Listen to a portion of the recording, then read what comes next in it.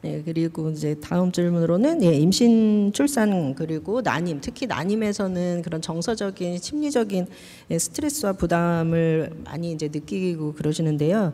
디지털 그 치료 기기가 그런 AI 기반으로 심리적인 그런 지원도 해줄 수 있다고 들었습니다. 그래서 그런 어떤 지금 현재 어떤 그런 기술이 있고 이런 것이 어떻게 기여를 할 수 있을지.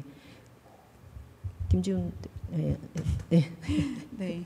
그래서 저희 회사 자체가 이제 난임을 굉장히 포커스를 맞춰서 하는 회사다 보니까 굉장히 광범위한 이런 데이터들을 가지고 있고, 그래서 저희가 이제 생각하는 거는, 제가 옛날부터 생각했던 거는 사실 넷땡땡 뭐 이런 검색 엔진이나 이런 카페를 들어가서 지식인이나 이런 것들을 계속 검색하시는 이유가, 어떤 환자가 나랑 비슷한 환자고 그 환자들은 어떻게 됐을까가 그냥 궁금하다고 생각을 하거든요. 그렇게 됐을 때 이제 마음의 안정을 얻을 수 있고, 그래서 그런 것들을 이제 지금은 현재 이제 카페나 이런 것들을 통해서 하고 있는데, 어떻게 하면 좀 더 데이터베이스로 할 수 있을까 해서 저희가 이제 챗봇을 만들어 본 것이, 이제 일부는 병원에 진짜 객관적인 이런 환자들이 뭐 나이가 몇이고 난자가 몇 개 나왔고 몇 개가 뭐 수정이 돼서 어떻게 임신이 되었고, 이런 객관적인 데이터들을 기반으로 한 데이터들이 있고, 또 다른 하나는 약간은 증상적이고 좀 주관적인 카페나 이런 데들에서 온 데이터들을 바탕으로 해서 두 가지 측면에서 저희가 이제 데이터 기반으로 챗봇을 한번 만들어 봤는데요. 그래서 예를 들어서 나는 지금 뭐 38살이고 지금 아이는 없어. 그런데 한번 유산한 경험이 있고 요번에 난자가 2개 나왔어. 그럼 나는 앞으로 어떻게 될까? 라고 물어보면, 거기에 따라서 우리 데이터에 따르면 너는 앞으로 근데 이제 2개 중에서 뭐 1개가 뭐 수정이 될 확률이 높아, 네 나이 때에는. 그런데 임신 확률은 어떻게 되고, 두 번째 했을 때는 이렇게 될 수 있고, 이런 식의 이제 데이터 기반을 좀 줄 수 있으면 훨씬 도움이 될 수 있다고 생각을 하고, 이 다른 쪽에서는 사실 카페나 이런 쪽에서 이제 내가 운 좋으면 나랑 비슷한 환자가 대답을 해줄 수도 있는 거잖아요. 그런 것들을 이제 한 곳에 모아서 그런 질문들에 대해서 답을 해줄 수 있으면, 나랑 비슷한 환자는 지금 40대는 이런 영양제를 보고 있구나. 뭐 그게 정답이 아닐지언정 그런 것들을 보면서 이제 도움을 많이 받을 수 있다고 생각이 들거든요. 그래서 사실 챗봇이나 이런 것들이 이제 전 챗GPT랑 심리 상담을 요새 참 많이 하는데, 그런 것들이 이제 그냥 단순한 기본적인 심리 상담을 굉장히 많이 해줄 수 있는 것 같아요. 근데 저희가 이제 데이터 기반으로 했을 때에는 그런 좀 비슷한 환자를 찾아주고 비슷한 환자의 경로를 알려주는 방법이 전 좀 제일 좀 실질적으로 도움이 될 수 있는 방법이 아닐까 해서 저희는 그런 쪽으로 접근을 하고 있습니다.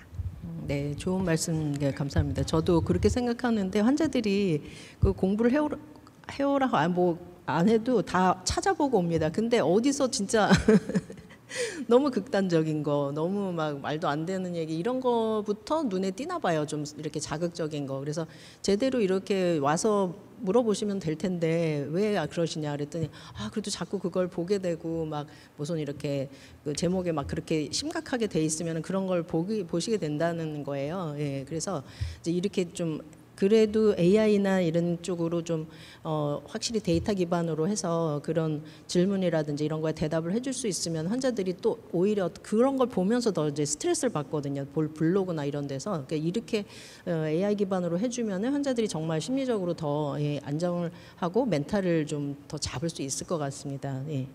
네, 오광신 대표. 추가 답변 드리면, 지금 시장 마켓에는 이제 뭐 웰니스 영역에는 멘탈 케어라는 영역이 있어서 뭐 직무 스트레스라든지 아니면 마음 건강이라든지 스트레스를 받는 사람들이 뭐 유료 또는 아닌 기업에서 복지 형태로 지금 이미 혜택을 받고 있는 솔루션들이 이미 나와 있고요.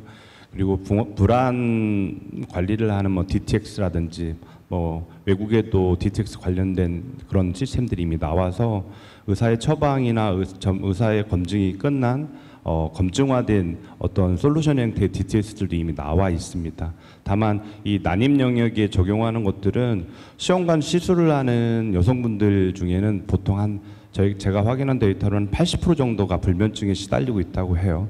근데 일반적인 불면증하고 분명히 시험관 시술에 따른 불면증은 다를 거라고 생각을 합니다. 그러면 기존에 나와 있는 불면증 치료제나 아니면 멘탈 케어에 해당하는 뭐 불면증을 관리하는 웰니스 같은 것들을 그 난임 환자의 적절하게 환경이나 아니면 퍼스널된 그런 인바이러먼트를 고려를 해서 난임 시술에 적합하게 프로세스를 맞춰서 좀 최적화해서 적용을 한다고 하면 이미 시장에서는 그런 부분들이 관리되고 있고 데이터화도 되어가고 있고 그 데이터를 바탕으로 고도화돼서 점점 더 개선되고 있는 현황이니까 충분히 난임 이 영역에서도 그 솔루션들이 잘 적용되고 개선이 될 거라고 생각하고 있습니다. 네, 저희 회사가 여기 계신 분들도 잘 모르실 수 있는데 남자 정자 테스트기를 주력으로 만드는 회사입니다. 현미경 베이스로, 그러니까 확대해서 보거나 아니면 AI 기반으로 해서 판정을 해주는 그런 제품을 개발해서 판매를 하고 있습니다. 남성 난임이 최근에 이제 정자 수가 53% 감소되면서 난임 문제 약 40%까지 늘어났는데요. 남자분들 병원 보내기 굉장히 힘듭니다. 저희가 작년에 4,000명 대상으로 해서 제품을 판매를 하고 이제 설문조사를 했는데요. 남자가 병원 가서 정자 검사 하신 분이 10%가 채 안 되시더라고요. 그래서 저희가 이제 개인용 이제 웰리스 제품도 판매를 하고 있습니다. 판매를 하고 있는데 상당히 관심들이 많으세요. 요즘 MZ 분들도 관심이 많다 보니까 뭐 월 10,000대 이상씩 판매가 되고 있는데요. 이런 부분을 판매하면서 나온 후기를 좀 말씀드리겠습니다. 굉장히 민감할 수 있는 문제를 재밌게 풀어가서 여성분들이 너무 좋았다. 이런 후기들이 굉장히 많았는데요. 실제로 저희 구매자의 55%가 여성분이었습니다. 둘만의 비밀 과학 실험인 것 같다. 이런 분들도 있었고요. 그 다음에 나 문제가 있는 것 같아서 빨리 병원 가봐야겠다. 이런 분들도 굉장히 많이 있습니다. 2세 계획을 하는데 굉장히 심도 있게 논의할 수 있는 시간을 이로써 보낼 수 있게 되었다. 자연스럽게 이런 후기도 있었습니다. 저희 이런 제품들을 통해서 커플끼리의 아니면 부부끼리의 유대관계를 좀 더 강화할 수 있는 부분이 저는 있지 않을까라고 생각이 들고요. 또 하나의 저희가 23년도에 삼성생명하고 POC를 하나 진행을 해본 적이 있었는데요. 저희 제품을 나눠드리고 이제 행동 패턴 변화를 봤습니다. 일단 저희 제품을 사용하고 동기부여가 되신 분들이죠. 그 50분을 3개월 동안 추적 관찰을 했는데요. 평균 50분이 5,500보 걷다가 저희 거 쓰고 나서 8,500보를 걷기 시작하셨습니다. 평균. 네, 60%의 운동을 더 향상이 있으면서 약 35%의 인원이 몸무게가 줄어들었고 52%가 수면의 질 향상이 있었습니다. 또한 38%의 인원이 정자질 향상이라는 결과를 가져왔거든요. 그래서 저희 디지털 헬스케어 제품들을 통해서 어떠한 심리적인 부분이 충분히 커버할 수 있다라는 결과를 실제로 얻게 된 부분이 참고할 부분이라고 생각합니다. 네, 하여튼 어떤 이상의 가능성을 인지하고 병원을 접근하는 게 참 중요한 것 같습니다. 저희도 보면은 환자분들이 오시는데 그냥 자발적으로 오기는 쉽지 않아요. 그리고 아기 안 가지려고 그랬다는데 어떻게 오셨어요? 그러면은 그 뭔가 그냥 검사를 우연히 했는데 안 좋다. 그래가지고 덜컥 자기는 임신을 안 하려고 했는데 이걸 보고 난자라도 올리려고 오고 그렇게 되시는 것 같습니다. 그래서 이런 AI 기반으로 셀프로 뭘 할 수 있는 거가 그 병원을 우리나라 갈 수가 있지만은 셀프로 했을 때 이상이 감지가 돼야 병원들을 오시거든요. 그리고 남편분들이 정말 협조 잘 안 되시는 분들도 많습니다. 그래서 검사를 해보고 이상이 있다 그러면 움직이거든요. 자기는 이상이 있는데도 우기세요. 나는 괜찮다. 내가 건강하기 때문에 불임일 리가 없다 이러시거든요. 그래서 검사를 하도록 이렇게 빨리 접근성을 유도하는 데 참 중요한 것 같습니다. 그래서 시간이 그리고 이제 다음으로는 AI와 fem테크의 가능성과 과제에 대해서 이제 또 질문을 드리겠습니다. 그래서 이제 비슷한 내용이긴 하지만요. 이 AI를 기반으로 한 개인 맞춤형 임신, 출산, fem테크 기술들이 어떤 기여를 할 수 있고 특히 미래 세대에 대한 어떤 투자라는 관점에서 이거에 어떤 기여를 할 수 있는지 그런 그 미래 세대들은 아까도 말씀드렸지만은 이미 앱으로 뭔가를 하는 거에 굉장히 익숙하시더라고요. 그래서 이런 투자가 미래 세대를 위해서는 참 좋을 것 같은데요. 여기에 대해서 그 fem테크, 맨테크의 어떤 비전과 역할 이런 거에 대해서 누가 어떤 장재환 CTO님 말씀하시겠어요? 네. 조용히 잘 넘어가 보려고 했는데 네, 아까 이해준 대표님께서도 말씀해 주셨지만 사실 제일 고민하는 부분이 젊은 친구들이 커리어와 뭔가 임신이 상반된다, 뭐 트레이드오프가 있다는 이런 느낌을 받는 것인데 그게 어떻게 보면 uncertainty랑 이제 불확실성에서 오는 게 되게 큰 부분인 것 같아요. 지금 저희가 차를 운전할 때도 예를 들어서 기름이 얼마 남았는지 표기가 명확하게 돼 있고 그리고 기름이 떨어졌으면은 경고가 오기 때문에 편안한 마음을 가지고 주유소가 어디에 있고 내비게이션 시스템을 찾을 수 있기 때문에 저희가 되게 불안함을 가지지 않고 운전할 수 있는데 지금 임신에 관련해서는 내 몸 상태가 어떻고 내가 언제 임신을 해야 되고 언제까지 임신이 가능한지 이런 정보가 없다 보니까 어떻게 보면은 되게 불안하게 기름이 얼마나 남았는지 모르는 상태에서 운전하는 격이랑 비슷하다고 생각되거든요. 그래서 지금 AI가 이제 데이터를 많이 분석할 수 있는 만큼 그 전에는 이제 데이터를 모으는 것 자체가 되게 어려웠다면은 지금은 데이터는 되게 무궁무진하지만 이 데이터를 저희 휴먼으로는 이제 눈으로밖에 볼 수 없기 때문에 그 정보를 가지고 할 수 있는 것들이 한계가 있지만 지금은 AI를 통해서 저희 눈으로 볼 수 있는 것 외에 많은 시그널들을 다 통합해서 이분이 지금 기름이 얼마나 남았는지 그리고 이분에게 실시간으로 라이프 플래닝 어떻게 할 수 있는지 이 부분이 미래 세대로 저희가 남겨줄 수 있는 좀 유산이지 않을까 시작돼요. 지금 뭐 임신이라는 거는 뭐 트레이드오프가 있는 게 아니라 라이프 스테이지에서 원할 때 정확한 시그널을 통해서 주유소를 언제 가야 되는지 저희가 판단할 수 있듯이 커리어 라이프 스테이지에서 임신을 언제 할 수 있는지 좀 명확하게 원할 때 판단할 수 있게 하는 게 AI의 제일 큰 역할이지 않나 싶습니다. 네, 맞습니다. 그런 거를 병원에 와서 막 그런 상담을 하기는 좀 어렵거든요. 네, 그런 역할이 중요한 것 같습니다. 네. 그래서 다음으로는 또 비슷한 내용이긴 하지만 어쨌든 난임 진단과 치료, 그다음에 고위험 산모 관리 같은 그런 AI 서비스가 환자들한테는 어떤 실질적인 도움이 될 수 있을지요? 네.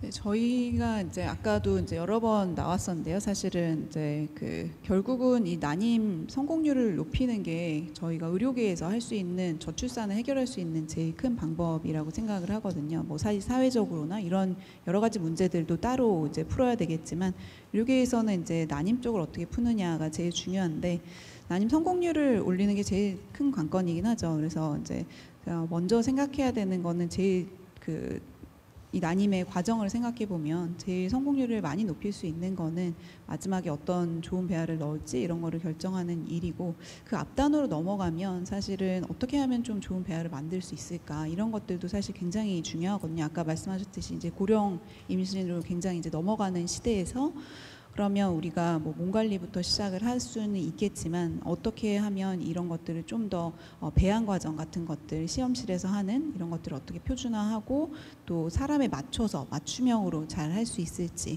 그래서 조금이라도 내가 40대이지만 그런 내가 조금 안 좋은 난자를 만들어냈을 때 그 난자를 어떻게 하면 잘 키울 수 있을지 여기에 대한 것들까지 전반적으로 저희가 이제 다 노력을 하면 이런 부분들이 이제 점점점 아까 이제 기조연설 때도 말씀해 주셨듯이 임신율이 높아지고 그러면 이제 출산율이 높아지고 이런 데 다 기여를 하고 저희가 하고자 하는 거는 이제 결국은 성공률을 높인다는 거는 여러 번 할 사람이 한 번만에 임신을 할 수도 있다는 거거든요. 그러면 3번 할 사람이 한 번 임신을 하게 되면 그 2번의 비용이 사실 절감이 되는 거고 그건 사실 경제적인 비용뿐만 아니라 사회적으로 이제 그분이 갖게 되는 그런 뭐 일에 대해서 그런 갖는 그런 갭이라든지 여러 가지 사회적으로 겪는 이제 심리적인 압박감이라든지 이 난임 여성들이 60% 정도는 직장을 그만두시더라고요. 그래서 그런 여러 가지 문제들을 좀 해결할 수 있다는 점에서 결국은 이제 난임 임신율을 올리는 게 AI 쪽에서 제일 좀 임팩트를 만들 수 있는 그런 역할이라고 생각을 하고 있습니다. 난임 임신율 얘기하니까 또 이제 답답합니다. 요즘 나이가 너무 고령화가 돼서 조금 일찍 이 유도를 좀 젊은 분들이 빨리 임신할 수 있도록 어떤 유도하는 그런 그런 유도를 하는 그 방법이 좀 마련이 돼야 될 텐데 정말 깝깝합니다. 막 40세 막 이제 44세 나이 제한이 없이 지원이 되니까요. 44세, 45세 안 하다가도 다시 이제 46세, 47세 이런 분들도 다시 지원이 되니까 병원을 찾으시거든요. 근데 지원하고 하는 건 좋은데 너무 성공률이 안 나와서 저희도 답답하고 환자분들도 답답하고 또 오히려 너무 힘드시는 것들이 아닌가 이제 그래서 하여튼 젊은 분들이 좀 더 활발하게 더 일찍 그 난임 치료를 하실 수 있도록 유도하는 그런 방법이 좀 마련되었으면 좋겠는데요. 네, 하여튼 가깝해서 말씀드렸습니다.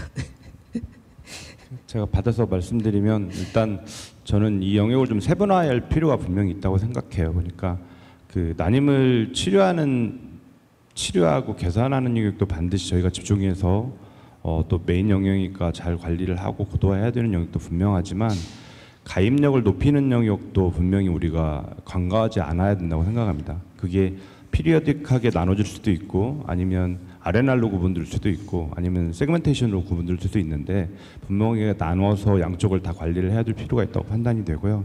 제가 확인한 데이터 중에 보면은 그 난임의 원인은 여자들도 뭐 여자분들에게 지금까지는 다 책임이 돌려지는 분위기였는데 데이터적으로는 남성이 한 40% 정도 원인을 갖고 있다고 해요. 그런데 지금 난임을 치료하거나 난임을 개선하는 포커스는 굉장히 여성에 많이 초점이 돼 있어서 그 부분도 초점에 대해서 좀 분산해서 해결을 해야 되는 과제들이 있을 거라고 판단이 되고요. 두 번째는 이제 그 영국 버밍엄 대학에서 연구한 데이터에 따르면 그 비타민 D의 수치를 정상적으로 확보한 그 산모가 난임 시술의 성공률이 한 46% 정도, 출산 성공률이 34% 정도가 더 높아졌다는 데이터들이 있습니다. 그래서 이런 데이터들을 고려를 하면 충분히 임신이나 가입력을 높이는 데에는 예방적으로 아니면 사전적으로 충분히 저희들이 갖고 있는 데이터나 아니면 기술들을 통해서 그 부분을 더 강화하고 개선하고 높일 수 있는 방법들이 충분히 있다고 생각이 되어집니다. 난임이라고 판정이 돼서 실제로 여성분들 중에서도 난임의 어려움을 겪고 있는 환자들 중에 실제로 병원에 가는 환자분들은 한 20% 정도밖에 안 된다고 해요. 그러니까 한 80% 정도는 난임에 대한 어려움이 있어도 인지를 못하거나 거기에 대해서 그냥 그러려니 하고 넘어가거나 아니면 개인적으로 갖고 있는 이슈라고 판단을 하고 있어서 좀 표면적으로 드러내고 확인하고 그것들을 점검하고 개선하는 것들이 사회 전반적으로도 좀 컨센서스가 이루어지고 그것들을 예전에 저희들이 숨겨서 닫고 저희들끼리 프라이빗한 영역에 닫았다고 하면 지금은 좀 오픈해서 좀 논의하고 사회적으로 해결하는 사회 전반적인 분위기나 아니면 그런 기반들도 갖춰가는 것들도 되게 중요하다고 생각합니다. 그래서 종합해서 말씀을 드리면 좀 가입력을 앞단에서 높이는 부분에 대한 노력이나 연구도 좀 균형적으로 좀 됐으면 좋겠고 그것들이 이미 나와 있는 데이터들이나 외국 사례들도 많으니까 국내에서도 그런 부분들이 뒤처지지 않게 투자나 아니면 개발들이 좀 앞서서 가는 것들이 있으면 조금 더 우리가 고민하고 있는 문제를 좀 더 해결할 수 있는 부분에 다가갈 수 있다고 생각을 합니다. 예, 다음으로는 이제 항상 좀 우려되는 문제죠. 예, 이런 개인의 이제 라이프 로그와 의료 데이터를 그런 의료 AI 기반의 그런 데다 이제 입력을 하게 되면은 이제 그런 데이터가 수집이 되고 이제 AI 알고리즘을 개발을 할 텐데 그 기술적인 면도 중요하지만은 항상 이제 이게 보안이 잘 될까 이런 그 걱정들을 하는데요. 데이터 활용이나 보안 문제, 윤리적 문제 이런 거에 대해서는 이제 어떤 식으로 대처를 하고 계신지. 예, 말씀. 네, 그 데이터 보안이라든지 네. 이런 거 관련해서 네.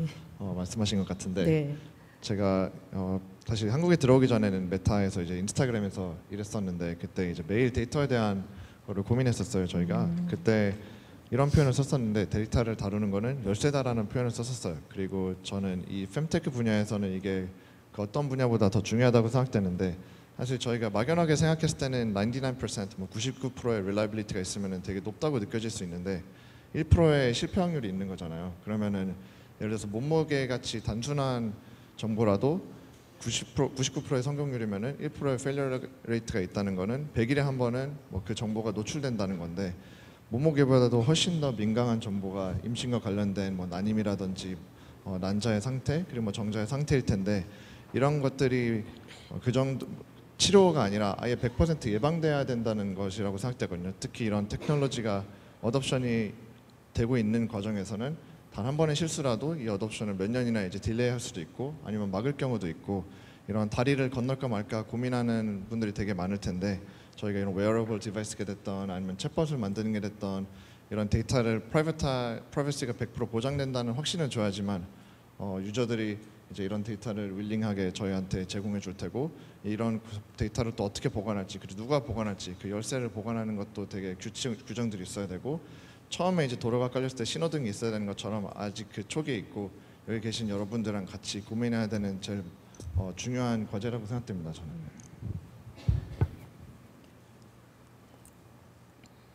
네, 잘 해주실 거로 믿습니다.